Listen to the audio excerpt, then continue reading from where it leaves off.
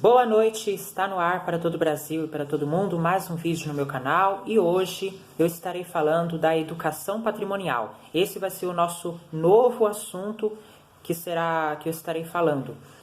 E hoje eu vou estar falando aqui do nosso primeiro assunto de educação patrimonial, que é a cultura material e o historiador. Esse é o tema de hoje. Então fique aí, não saia daí que hoje você vai ficar por dentro da história. Bom, o objetivo da nossa aula é compreender o que é cultura material e situar no tempo a sua valorização pelo historiador para a interpretação histórica. Esse é o objetivo da nossa aula de hoje. Vamos lá, cultura material. Definição. Segundo o professor historiador Ulpiano Toledo Bezerra de Menezes, por cultura material poderíamos entender aquele segmento do meio físico que é socialmente apropriado pelo homem. Então, por cultura material, segundo o professor historiador Ulpiano Toledo Bezerra de Menezes, a cultura material é o meio físico, que é socialmente apropriado pelo homem, tá? Então a cultura material é o meio físico apropriado pelo homem. Por apropriação social, convém pressupor que o homem intervém, modela, dá forma a elementos do meio físico, segundo propósitos e normas culturais. Então, a respeito da cultura material, por apropriação social, convém pressupor que o homem, a respeito do meio físico, o homem intervém, ele modela, dá forma a elementos do meio físico. Então ele tem o elemento do meio físico e ele vai intervir, modelar, dar forma. Essa ação, portanto, não é aleatória, casual, individual, mas se alinha conforme padrões, entre os quais se incluem os objetos e projetos. Assim, o conceito pode abranger artefatos, estruturas, modificações de paisagem como coisas animadas. Então, esse meio físico, essa ação não é aleatória, né? Ela não é casual e nem individual. Ou seja, esse meio físico, ele se alinha conforme padrões, entre os quais se incluem os objetos, tá, pessoal? Então, todos os objetos são cultura material. Todos os objetos pertencem à cultura material.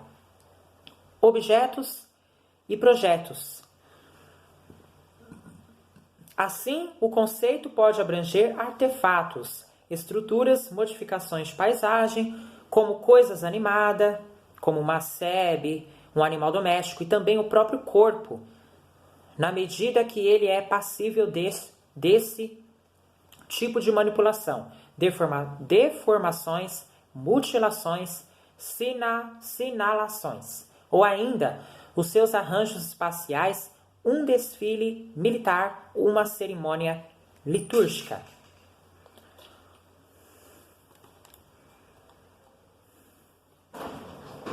Nesta sua colocação, apresentada em 1983, em texto sobre a importância da cultura material no estudo das sociedades antigas, Menezes valoriza aquilo que o ser humano cria a partir da natureza e dos desafios que esta apresenta a ele. A criação está implícita no termo apropriação social. A apropriação ela pode ser compreendida pelo ato de intervir, modelar e formatar elementos do meio físico. Então, toda vez que o homem vai seja homem ou mulher, independente do sexo, tá? Toda vez que a pessoa vai intervir, vai modelar e vai formatar elementos do meio físico, isso significa apropriação. Apropriação é toda vez que o ser humano ele vai intervir, modelar e formatar elementos do meio físico. Segundo propósitos e normas culturais, ou seja, conforme interesses pessoais e segundo códigos e normas que caracterizam os padrões de comportamento do ser humano, desta ação podem ser gerados diversos elementos, expressão da cultura material, tais como artefatos, edificações, modificações de paisagem e modificações no próprio corpo ou em projetos que dele se utiliza, como nas cerimônias religiosas, cívicas ou militares, por exemplo. Então, pessoal, aqui vale destacar que desta ação, né, ou seja, do meio físico, né, podem ser gerados diversos elementos, né? Ou seja, a expressão da cultura material pode se relacionar como artefatos, edificações e modificação da paisagem. Ou seja, os artefatos, as edificações e as modificações da paisagem, quando a paisagem ela é modificada, né, pelo homem, isso significa... Então, pessoal, aquilo que é modificado, quando a paisagem ela é modificada, né, e modificações no próprio corpo ou em projetos que dele se utiliza, como nas cerimônias religiosas, cívicas, ou militares, tudo isso está relacionado à cultura material. Logo, cultura material pode também ser definido como sendo qualquer objeto. Então, qualquer objeto, que nem eu falei, qualquer objeto é uma cultura material. Qualquer objeto pertence à cultura material. Estrutura ou intervenção no meio natural, enfim, qualquer coisa feita ou utilizada pelo ser humano. Então, qualquer coisa feita ou utilizada pelo ser humano, em qualquer época, inclusive por você mesmo, que está me assistindo agora. Estamos cercados por bens materiais. A cadeira, computador, celular, tudo, né? Estamos cercados por bens materiais que nos ajudam a sobreviver e a preservar a vida, como também a atender desejos e necessidades supérfluas. Utilizamos de construções que nos abrigam do frio e do calor também, né?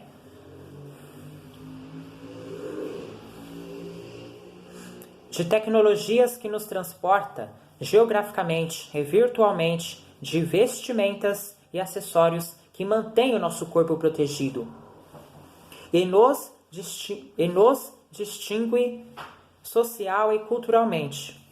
São inúmeros os exemplos a serem dados e todos devem ser vistos como suporte de informação, inclusive as informações históricas.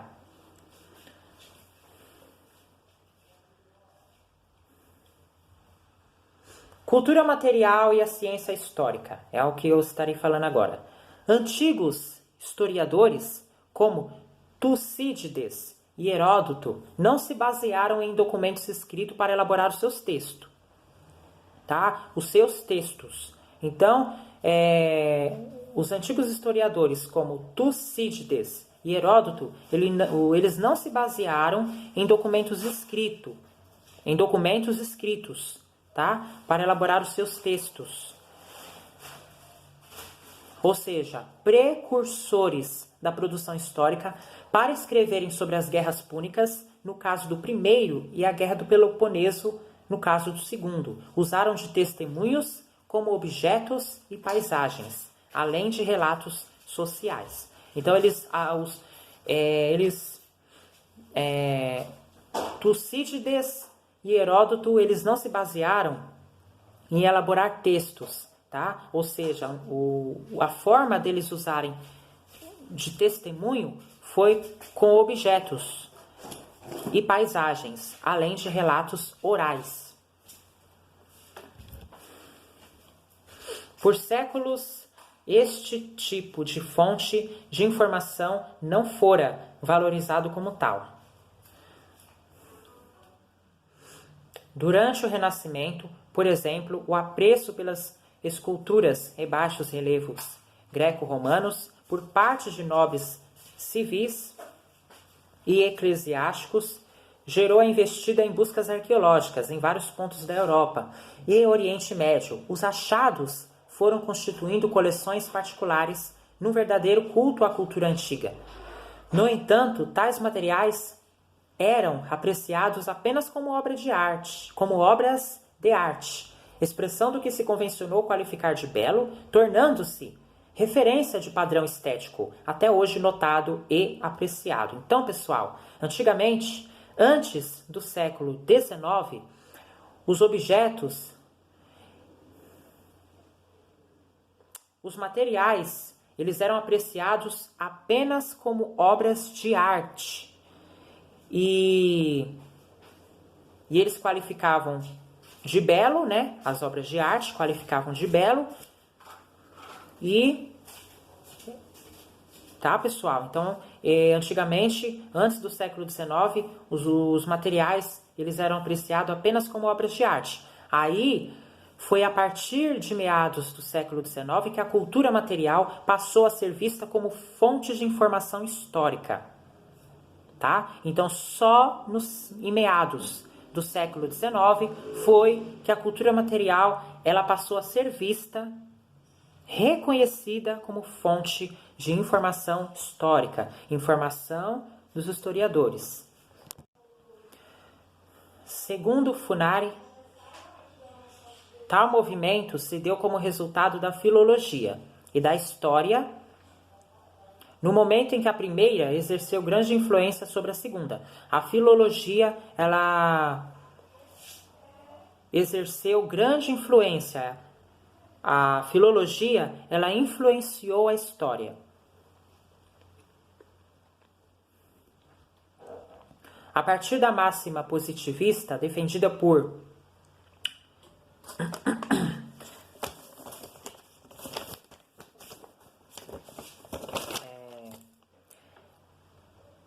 Leopold von Ranke, de que a história deve estudar aquilo que realmente aconteceu, que é uma bem-verdade, que é uma verdade, a necessidade de se conhecer os documentos escritos em sua língua original tornou-se um imperativo. Então, os historiadores eles tinham que a necessidade de conhecer os documentos escritos em sua língua original. Tinha que conhecer. Tornou-se um imperativo. E em decorrência, quanto mais o pesquisador conhecesse a língua empregada no documento escrito, quanto mais o historiador tivesse conhecimento da língua empregada no documento escrito, melhor seria para ele, melhor saberia compreendê-lo e diferenciá-lo de documentos falsos. Tem documento verdadeiro, assim como também tem documentos falsos. O levantamento de fontes escritas sobre o passado passou a ser uma atividade necessária para o trabalho do historiador. O trabalho do historiador é levantar as fontes, é fazer um levantamento das fontes escritas. É esse o trabalho do historiador, fazer um levantamento das fontes escritas. No século XIX, muito se utilizou dos documentos já copiados e ou preservados pelos copistas, mas novas buscas foram sendo empreendidas, incrementando as atividades arqueológicas das novas prospecções. Não somente escritos vieram à tona, mas muitos artefatos, edificações e elementos variados da cultura material, ampliando as coleções já existentes. E no processo de melhor definir a origem dos documentos escritos ou complementar as informações deles extraídos, Os estudiosos da época foram percebendo que as fontes escritas tinham um papel de importância. Então, os estudiosos da época, eles viram a importância que tem deles extrair do documento escrito informações. Porque o historiador é igual jornalista, ele precisa de informação. Ele procura informações, ele investiga. O historiador, jornalista, investiga. Ele pesquisa. Ele, como diz aqui, ele busca informações. Né? Historiador e jornalista, o historiador, ele trabalha com a história. Né? O historiador, ele pesquisa, ele investiga, o historiador. Agora o jornalista não, ele vai pesquisar, vai investigar, mas ele vai anunciar ao público, né? Aquilo que ele viu, aquilo que ele notou, né? Porque a área de jornalismo é uma área pública, né? Mas o historiador, como é uma área que não é pública, então o historiador ele vai trabalhar naquilo, ele vai pesquisar, ele vai investigar, né? Além do historiador não ser uma área pública igual ao jornalismo, mas o historiador e jornalista têm a mesma função, que é pesquisar, investigar, né? E procurar obter informações. Tá? Só a atividade que é a mesma, relacionada à pesquisa, né? Mas, claro que o historiador não é público como jornalista, né? É apenas um exemplo que eu dei. Agora, vamos ver aqui. Segundo Funari, iniciaram-se assim a catalogar, que significa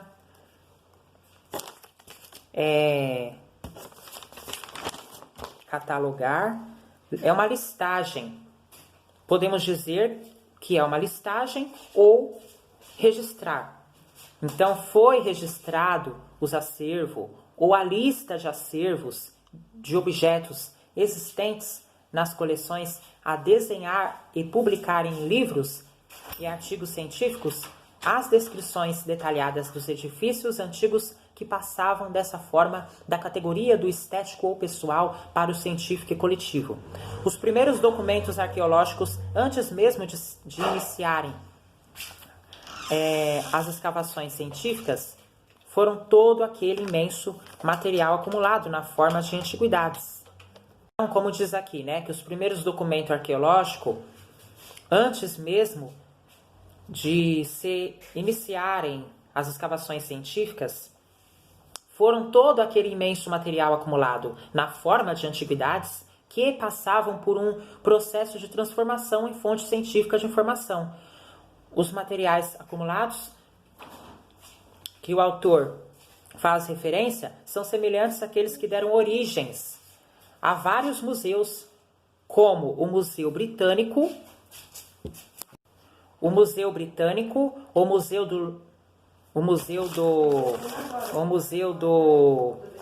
nós temos o Museu do Louvre, né? O Museu Histórico de Berlim, cujos administradores, no transcorrer do século XIX e início do século XX, foram conferindo um papel mais científico no trato com os respectivos acervos. Nesse sentido, passaram a organizá-lo através do registro e listagem de cada objeto.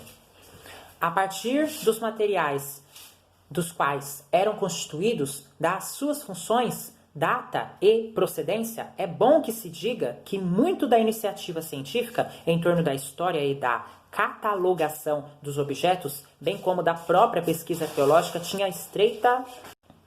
Então, aqui, pessoal, continuando, né? É bom que se diga que muito da iniciativa científica em torno da história e da catalogação dos objetos, bem como da própria pesquisa arqueológica, tinha estreita relação com a ideologia imperialista das nações que abrigavam tais museus ou com a formação de uma identidade nacional, a partir do conhecimento da cultura e história de seus a antepassados mais remotos. E instituições dos Estados Unidos, na mesma época, também se enquadraram neste movimento.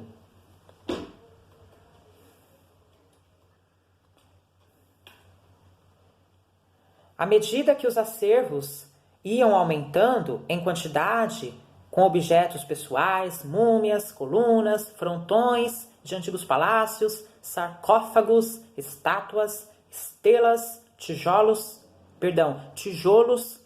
moedas, também foram sendo trazidas à luz as ruínas de cidades, ruas, estradas, aquedutos. Aí você me pergunta o que significa a palavra acervo? Acervo é grande quantidade, acumulação.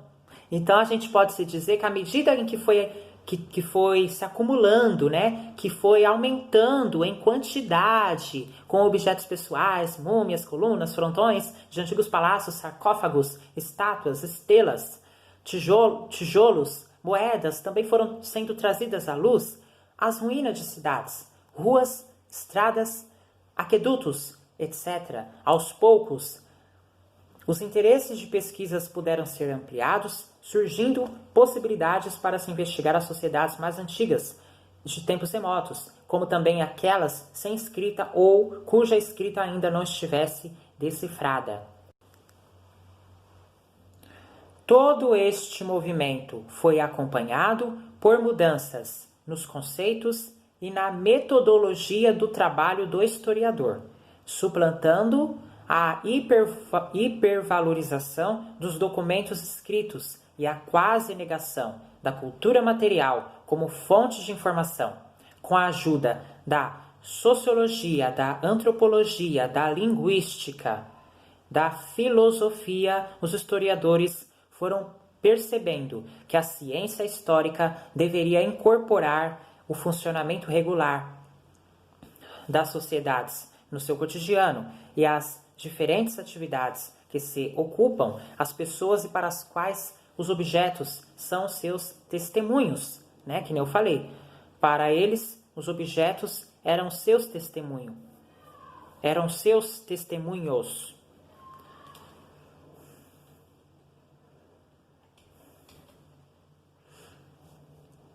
Perceberam ainda que se deveria levar em conta não somente os grandes personagens, como reis, imperadores e papas, mas também as pessoas comuns, sobre os quais se exercia o poder e com os quais eram empreendidas as guerras. Os primeiros trabalhos historiográficos que se apoiaram na cultura material apareceram na virada do século XIX para o XX. Dentre eles, destacam-se a produção do russo Mikhail Rostovtsev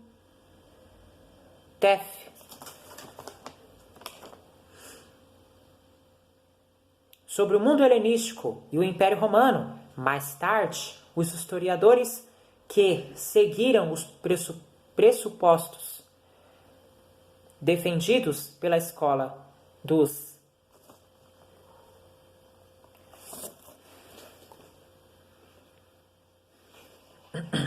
análises foram demonstrando a importância em se ampliar as fontes documentais e apontando metodologias específicas para trabalhá-los. Destaca-se nesta fase a obra de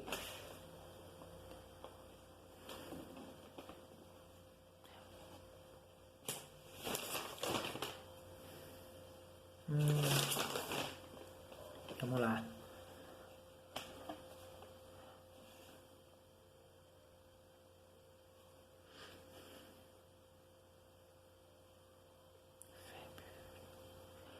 Lucien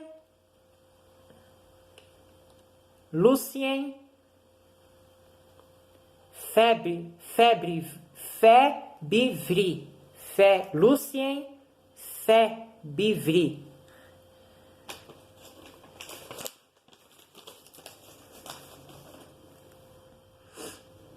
sobre a aparição do objeto livro, publicado em 1934, e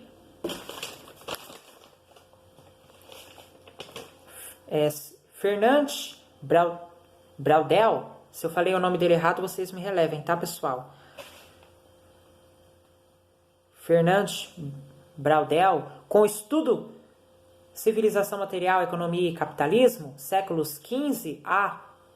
do século XV ao XVIII, de 1952, a incorporação da cultura material entre os objetos de análise do historiador, associado ao conhecimento teórico de outras ciências sociais, foi sendo adotado tanto pelos estudiosos marxistas como também pelos culturalistas, voltados para os estudos do simbólico ou das mentalidades. Afinal, os vestígios tanto podem ser portadores de informações sobre a experiência humana relacionada à utilização dos artefatos e da serventia das intervenções na natureza, como sobre os meios para obtê-los, o manuseio das matérias-primas, o desenvolvimento das tecnologias. Além disto, a cultura material reflete valores a ela atribuídos, os sentimentos ou gostos de seus proprietários ou das pessoas que dela usufruem, né? Ou seja, a cultura material ela reflete valores. A cultura material ela reflete valores a ela atribuídos, os sentimentos ou gostos dos seus proprietários ou das pessoas que dela usufruem, porque da cultura material cada um tem o seu gosto, cada um tem a sua preferência. Daí a importância de preservar o legado material das diferentes sociedades. Filologia, gente, é uma ciência que estuda a língua. Língua, em seus vários aspectos, quanto à sua evolução. Temos aqui vou falar de um cara muito importante na cultura material. Sabe quem é ele? De quem eu estou me referindo? Leopold von Ranke. Ele foi um historiador alemão, nasceu em 1790, morreu em 1880, é responsável pelo desenvolvimento da história científica, também conhecida como história positivista, baseado na introdução de pressupostos metodológicos para o trato com as fontes, para a construção da narrativa e definição dos temas. Tá, pessoal? Eu quero falar para vocês o que significa a palavra ideologia imperialista. Consistia em endeusar a cultura europeia em relação às outras, em dizendo serem superiores e mais desenvolvidas. Tá, pessoal? Pessoal, pesquisem no Google que vocês vão ficar encantados. Vocês vão amar. Pesquisem no Google, que vale a pena conferir. Vamos lá. Vocês vão pesquisar. A cultura material de diferentes povos, antigos ou não, bem como da sociedade brasileira de diferentes épocas, podem ser conhecidos através da visita aos sites de importantes museus. Eu vou falar para vocês aqui, eu não vou passar o site. É só você pesquisar no Google que você vai ver. Eu quero que vocês pesquisem no Google as imagens do Museu Britânico